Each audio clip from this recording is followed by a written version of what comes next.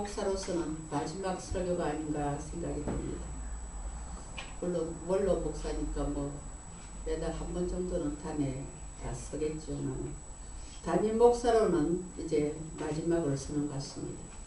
정확하게 2002년 1월 9일에 송촌 아파트에서 설립 예배를 드린 날부터 16년 11개월째입니다. 뒤돌아보니 감회가 새롭습니다. 구비구비 눈물 골짜기도 많았고 찬바람도 맞았고, 그렇지만 하나님께서 이 시간까지 십자가 불을 끄지 않게 하시고 대를 이어가시게 하신 은혜를 감사를 드립니다. 네. 여러분, 성경의 리더들 가운데는 고별 설교한 분들이 있습니다. 신명기에 보면 모세는 모압 평지에서 이스라엘 백성들을 모아놓고 지난날을 회고하면서 1개월간 3편의 고별 설교를 했습니다. 하나님께서 이스라엘을 위하여 하신 일, 하나님께서 이스라엘에게 기대하시는 것, 또한 하나님께서 앞으로 이스라엘을 위해 하실 일에 대해서 설교를 하셨습니다. 그리고 여호수아는 2번에 걸쳐 고별 설교를 합니다. 여호수아 23장에서는 백성의 장로들과 수령들과 재판장들을 불러서 고별 설교를 하고, 또한 여호수아 24장에서는 모든 백성을 세겜에 모으고 백성들이 고별 설교를 합니다. 이들이 고별 설교를 한 목적은 백성들이 하나님을 경외하고 하나님을 진실함으로 섬길 것을 말하고 있습니다. 오늘 여호수아 우리가 읽기 전절입니다만 24장 14절에는 그러므로 이제는 여호와를 경외하며 온전함과 진실함으로 그를 섬기라. 15절에는 만일 여호와를 섬기는 것이 너희에게 좋지 않게 보이거든 너희 조상들이 강 저쪽에 섬기던 신이든지 또한 아모리 족속의 신들이든지 너희가 섬길 자를 오늘 택하라. 오직 나와 내 집은 여호와를 섬기노라 하고 마무리를 하고 여호수아는 110세를 마무리하고 하나님 앞으로 갔습니다. 오늘 설교는 주로 지난달에 간증을 좀 해야겠습니다. 17년 전 신학대학원 졸업반에 송촌 토파지 아파트에서 설립 예배를 드렸습니다.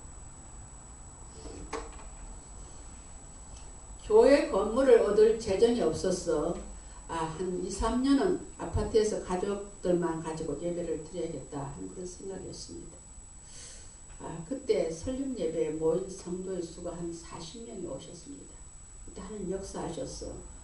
저같이 화정에 있는 한울교회를 섬겼던 손인관 집사님을 통해서 이 교회 그분이 보증금을 헌금을 하셨습니다. 그래서 그해 7월에 이곳으로 이사를 왔습니다. 교회 건물을 얻은 것마다 너무 감사했어. 방석 20개를 만들었습니다. 그냥 기도원처럼 방석 깔고 예배 드리려고 방석 20개를 만들었습니다. 그런데 전도사가 개척했다는 소문이 중보 기도자들에게 들렸어. 그들이 하나같이 난 장의자 하나 하겠습니다. 난 장의자 2개 하겠습니다. 해가지고 한 것이 지금 14개 그대로입니다. 그뿐입니까? 이 강대상도 그때 그대로입니다. 선풍기, 강대상, 성창기, 정수기까지 모든 성도들이 자원하여서 헌물을 했습니다. 지금 있는 성물은 개척 당시 그대로입니다. 제가 다녔던 모교회, 서부중앙교회 김성준 안수집사, 그때는 안수집사였죠. 지금 장로가 되셨는데 그분은 목사님 교회를 개척하면 최소의 이렇게 경상비가 지쳐야 되는데 그런 돈이 있어야 되지 않겠습니까 하면서 매월 적지 않은 헌금을 3년 동안 해주셨습니다. 모든 것이 하나님이 하셨습니다. 2002년 9월 28일 이곳에서 장림 예배를 드리고 목사 안수를 받았습니다. 이곳에 교회를 세워보니 지역 주민들의 반응이 여러 가지였습니다. 여기 주민들은요, 이제까지 여자 목사는 처음 봤다는 겁니다. 그리고 저에 대한 반응이 3가지로 나왔습니다. 첫 번째는 기도원 하다가 내려온 여자가 아닌가. 두 번째는 은사자, 방언이나 신유나 뭐 예언하는 그런 사람 아닌가. 마지막에는 또 이단이라고도 했습니다. 그런 연으로서 타교에서 신앙생활을 하고 하다가 우리 교회 온 분들이 등록을 망설이고 있었습니다. 그때는 열심히 특심이어서 한 달에 한 번 정도로 부흥회를 했더니 금세 그냥 성도 한 50명이나 모였습니다. 그런데 교회에 나온 분들의 예수를 믿는 게 목적이 아니라 자신의 목적으로 가지고 나온 사람들이 많았습니다. 거의 혼자 사는 공기를 놓친 남자분들, 50이 넘은 혼자 사는 남자들, 술주정뱅이, 또한 무직자, 이런 남자분들이 교회에 많이 왔습니다. 그들은 여자 목사가 교회를 세웠으니까 좋은 처녀 하나, 좋은 색식감 구해줄까 해서 그런 목적을 가지고 왔으니까 예배를 드리는 게 아니고 예배를 봅니다. 예배 드리는 거 보고 있어요. 이리저리 눈을 돌리며 보고 있습니다. 그리고 또 밤늦게 술이 거나하게 취해가지고 목사한테 전화하는 사람들도 있었습니다.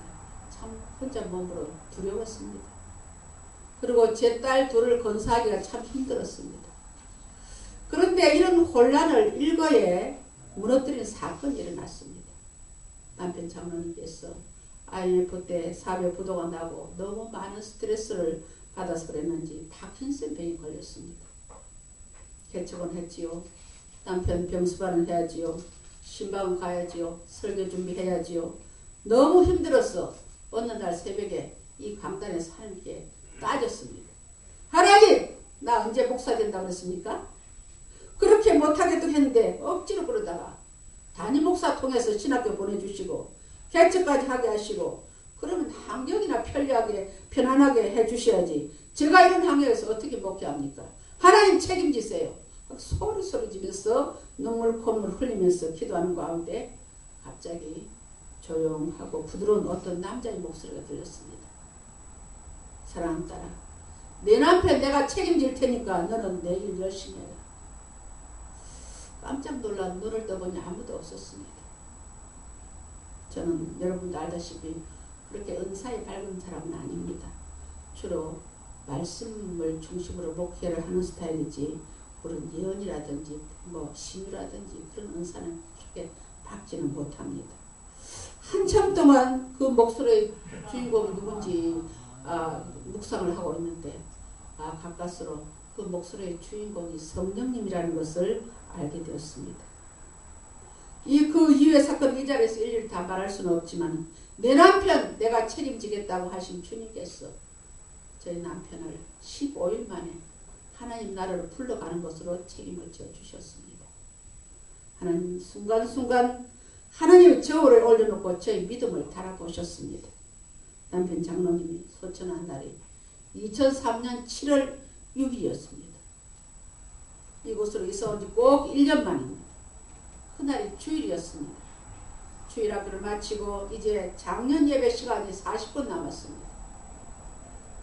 그런데 목양실에서 요란한 전화소리가 났습니다. 뛰어가서 받아보니까 남편 입원한 병원에 간병인 전화가 왔습니다. 사모님, 장로님 지금 위독하십니다. 곧 운명하실 것 같습니다.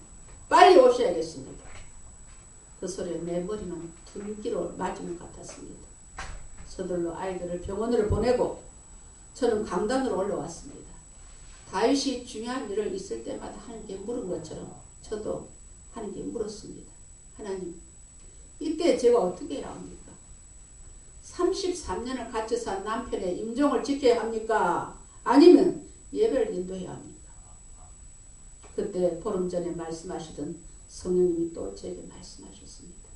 사랑하는 딸아, 죽은 자들은 저희 죽은 자들을 장사하게 하고 너는 나를 따르라. 마태복음 8장에 있는 말씀이지 않습니까? 그 음성을 듣고 저는 아멘 했습니다. 아멘 하리라 하는 소리와 동시에 성령님이 나를 강하게 붙들어 주셨습니다.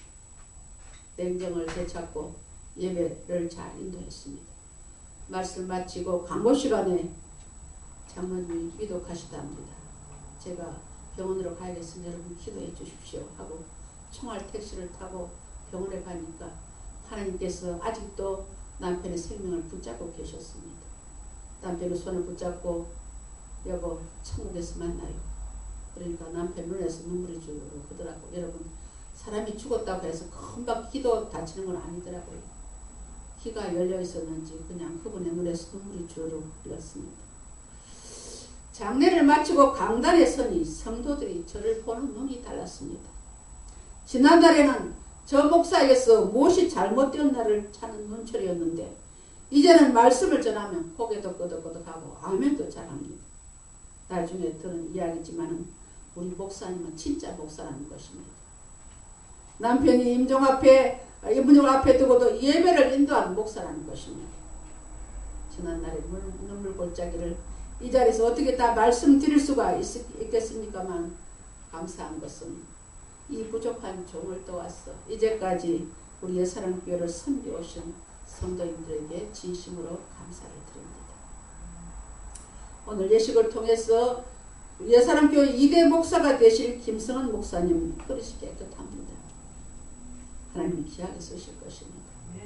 디모데후서 2장에는 큰 집에는 금그릇과 은그릇뿐 아니라 나무그릇과 질그릇도 있어 귀하게 쓰는 것도 있고 천하게 쓰는 것도 있나니 누구든지 이런 곳에서 자기를 깨끗하게 하면 귀히 쓰는 것이 되어서 주인의 쓰심에 합당하여 모든 선한 일에 준비함이 되리라고 했습니다. 성도님들, 이에 담임 목사님을 도와서 하나님의 교회를 잘 받들어 섬겼어 이제 독립된 성전도 건축하고 이 지역에 없어서는 안 될 믿음의 방주로서의 구원의 방주로서의 역할을 감당하시기를 주님의 이름으로 축원합니다. 강일한 부목사는 모세를 도운 여호수아처럼 이제까지 옆에 사역을 도왔습니다. 좋은 직장 그만두고 전에 받던 직장의 봉급의 10분의 1도 안 되는 그런 작은 사례를 받으면서 이제까지 헌신해 왔습니다. 두 사람 다 그릇이 깨끗하니 하나님께서 귀하게 쓰실 것입니다. 목사도 성도 잘 만나야 하지만 성도님들도 목사 잘 만나야 합니다. 여러분 목사님을 잘 만나셨습니다. 교회가 크고 프로그램이 많고 친교가 잘 돼야 좋은 교회가 아니라 말씀을 바로 전하고 주의 종이 말씀과 삶이 일치되는 종을 만나야 합니다. 그런 면에서 여러분은 주의 종을 잘 만나신 맞습니다. 하나님 이후에 우리에게 내가 얼마나 큰 교회 다녔느냐 묻지 않으십니다.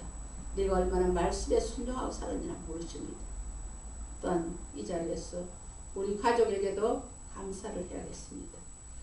목회 초창기에 매달 부흥회를 했더니 성도가 한 50명 정도 되었습니다.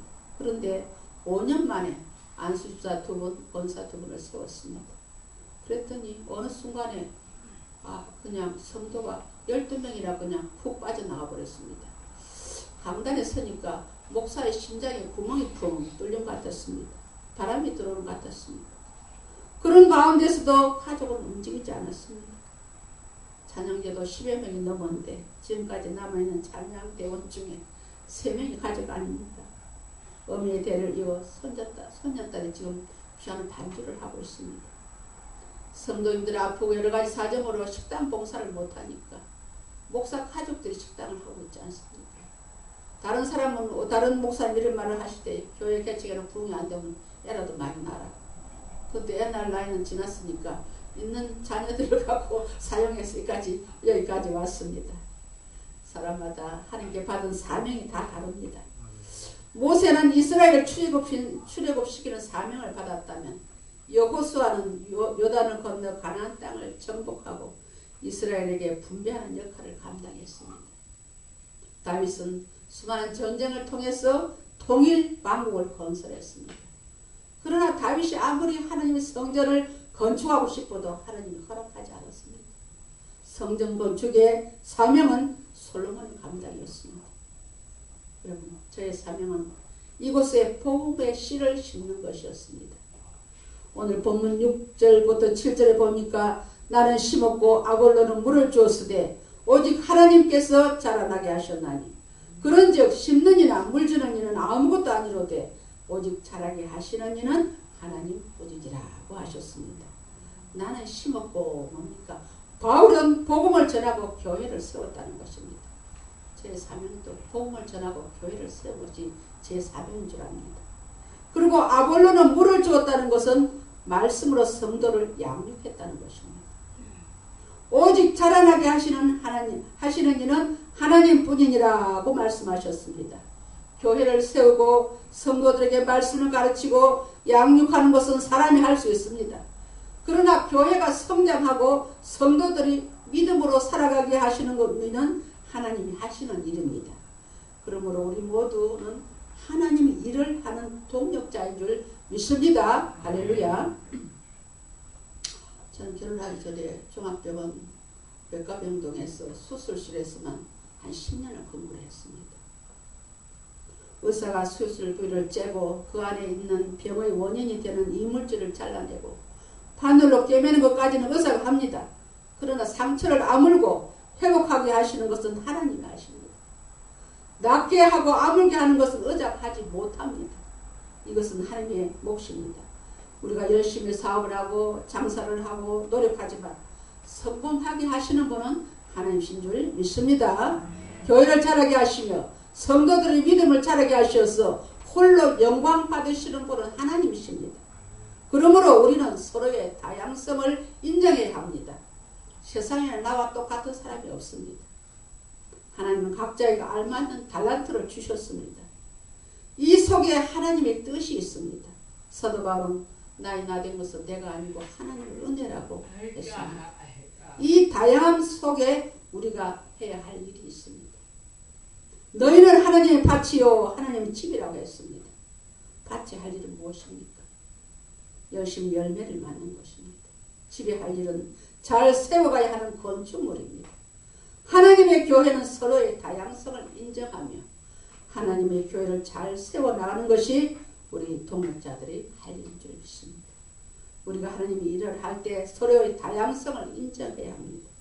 내 생각과 다르다고 틀린 것이 아닙니다. 다른 것을 인정하고 존중해야 교회가 튼튼해서 갑니다. 목회 17년 동안 되돌아보니 아무것도 이뤄놓은 게 없습니다. 아침에 강단 오니까 눈물이 쏟아져서 지금 티슈를 올려놨는데요. 독립된 성전 건축하지 못했습니다. 수백 명 성도 모으지 못했습니다. 하나님의 일은 힘으로 능으로 되지 않습니다. 오직 하나님의 성령으로 하는 일인 줄 믿습니다. 그러므로 나에게 맡겨진 일에 최선을 다할 뿐입니다. 오늘까지 새벽기도, 저녁 9시 기도 17년 동안 멈추지 않았습니다. 나름대로 하나님께 최선을 다했습니다. 분명한 것은 저는 이 교회가 하나님이 세우신 교회인 것을 확신합니다. 저는 교회 개척이 두려웠습니다. 그래서 응답을 잘못 받은 줄 알았습니다. 그래서 아침 40일을 4번, 그러니까 한 160일을 아침 금식을 하며 하나님을 기도했는데 응답이 똑같았습니다. 나중에는 저 계단 오는 철계단도 다 보여주시고 이 장의자의 덤불 장미가 다 늘어져 있는 것도 보았습니다. 그래서 결심을 하게 되었습니다. 세상에는 하나님이 세우지 않는 교회도 있습니다. 사람이 세운 교회도 있습니다. 돈 많은 사람이 교회 세워놓고 내가 교회 세웠다 교회 주인 행세하는 교회도 있습니다. 어떤 데는 사탄이 세운 사탄 교회도 있습니다. 그러나 분명 우리 옛사람교회는 작지만 하나님이 세우신 거룩하고 순결한 교회이신 것을 믿으시기 바랍니다. 할렐루야. 여호수아는 죽음을 앞두고 오직 나와 내 집은 여호와만 섬기겠다고 했습니다. 저는 이 말씀을 신비에 새기고 이제까지 목회를 해왔습니다. 예수님께서 하늘의 밀이 땅에 떨어져 죽지 않냐면 하늘 그대로 있고 죽음에 많은 열매를 맺느니라고 말씀하셨습니다. 저는 예수 믿지 않는 유교 가문에서 중학교 때 친구 따라 교회 가서 예수를 믿게 되었습니다. 그래서 제가 저희 가문에서 제일 먼저 예수 믿은 사람입니다. 제가 예수 믿고 제일 부러운 것은 믿음의 조상을 둔 사람들이었습니다. 제 목표가 이렇게 힘든 것은 마른 땅에 호미로 땅을 파는 것과 같은 것입니다. 믿음의 조상이 있는 기도가 있는 사람들은 포크레인으로 땅을 판다면 저는 호미를 가지고 마른 땅을 파는 것 같았습니다. 사랑하는 성도 여러분, 가정복음화에 힘쓰시길 바랍니다. 기도는 하늘 문은 늘 열쇠입니다. 제가 제일 안타까운 것은 성도님들이 기도에 힘쓰지 않는다는 것입니다. 금식기도, 철야기도, 새벽기도 힘써 보십시오. 역사가 나타납니다. 저는 그동안 금식을 밥 먹듯이 한 사람입니다. 그 기도 덕분에 저는 믿지 않는 가정에서 목사가 4사람, 장로가 1사람, 권사가 1사람, 집사가 다수 나왔습니다. 저기 오늘 나와 있는 내외가 나오는데 그 어머니도 제가 예수 믿고 나서 권사된 김병관 씨 어머니 지금 왔네. 그런 권사. 그리고 저희 가문이 거의 복음화가 이루어졌는데 이상하게도 예수님께서는 자기 고향에서 인정을 받지 못한다고 했는데 제 3남매 동생이 아직도 주 앞에 돌아오지 못한 것이 제 일생의 아마 기도 제목인 것 같습니다. 그리고 제가 목회하면서 30여 명에게 세례를 주었습니다. 이것은 아마 하나님 미리 땅에서 썩어져 죽었다는 것을 의미할 것입니다. 여러분, 신앙생활 연유 부리면 안 됩니다. 전쟁터에 나간 군인이 낮잠을 잡니까? 영적인 세계는 전쟁터입니다, 여러분. 마귀는 잠도 안 자고 우리를 넘어뜨리려고 합니다. 성경은 마귀가 우는 사자와 같이 두루다니며 산길자를 찾는다고 했습니다. 기도하셔야 됩니다. 여러분 자녀 중에도 신앙생활을 하다가 쉬고 있는 가정이 몇 가정 되는 줄 제가 알고 있습니다. 사생 결단하고 기도해야 됩니다. 여유 부릴 때가 아닙니다. 저는 예수를 3대만 잘 믿으면 그 3대는 복을 그냥 따먹는다고 하는 것을 실제로 경험하고 있습니다. 피아노 반주하는 제 손녀딸은 특별한 아이가 아닙니다. 평범한 아이입니다. 그러나 하나님 함께 하시니까 한국 외대 6년 자거생이 되었습니다. 그리고 코이카가 선정하는 우즈베키스탄 성교단에 뽑혔습니다. 그리고 해외 교환 학생 선발에 지금 좋은 성적을 얻는데 발표를 기다리고 있습니다.